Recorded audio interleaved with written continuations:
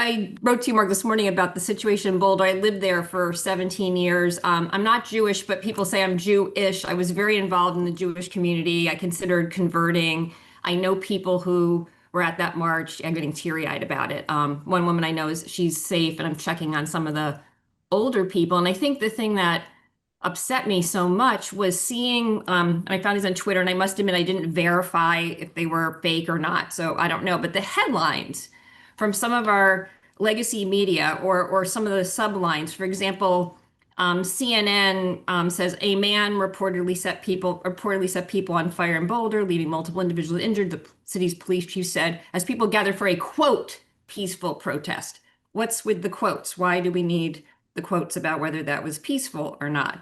Or, for example, there's a lot of like passive voice too, like something was done, there's no multiple people burned. There's, you don't know that there's actually a perpetrator in this. There was also, let me find this other one here. And New York Times said 6 people were injured at an event to support Israeli hostages. Witnesses reported that a makeshift flamethrower was used. There's no person doing Yeah. it. Right. There's just that. Another friend told me today, and I don't get the paper version of the New York Times. She said the story was on page 15 of the New York Times. This was weird. NBC News, multiple Gaza hostage awareness marchers injured in attack in Boulder.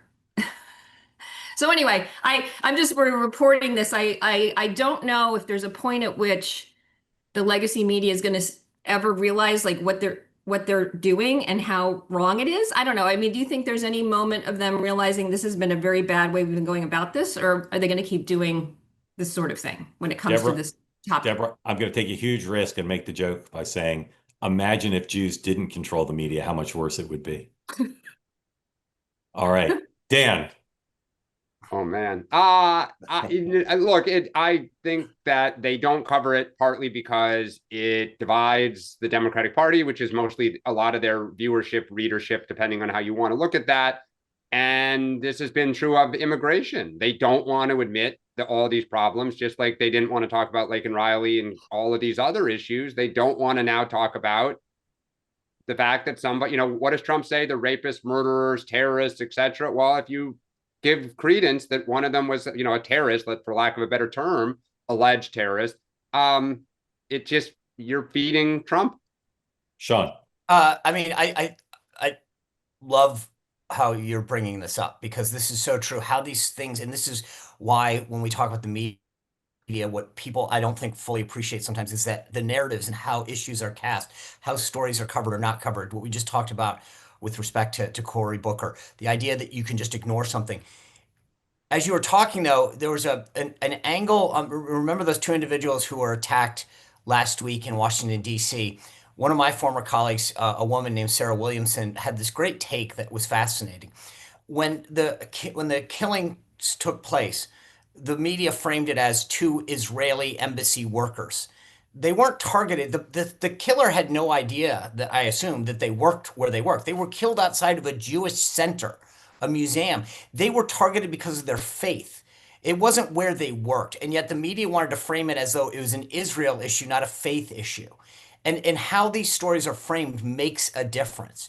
And the idea that the Democratic Party has largely been silent as people have been targeted for their faith, to me, is a big problem. We are literally not having a policy debate. We're going and attacking people because of the faith that they share. And I find it outrageous that the left has been able to get away with it and how the media's covered this. Well, I think, again, I do want to keep saying the Democratic Party is calling out the anti-Semitism. What they're not doing is talking about the party, kind of the way this is fermenting within the certain parts of our party. Like there is a difference. You have to do both. Mark, I think you said it, right? You have to have clarity and purpose to say, hey, folks in the party who are sympathetic to the Palestinians, like you cannot be supportive of this. You cannot be quiet about this. You have, just like certain members of the squad who were silent for 24 hours.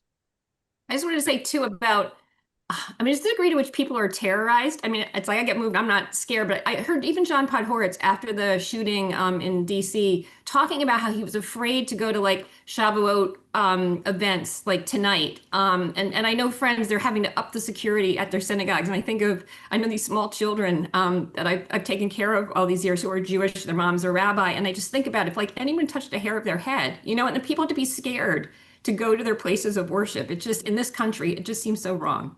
Yep. Yeah, it's unbelievable. We agree. Deborah, thank you. Appreciate it. Like what you see? Why don't you subscribe? This is a great opportunity to be part of unique conversations. Just hit the subscribe button.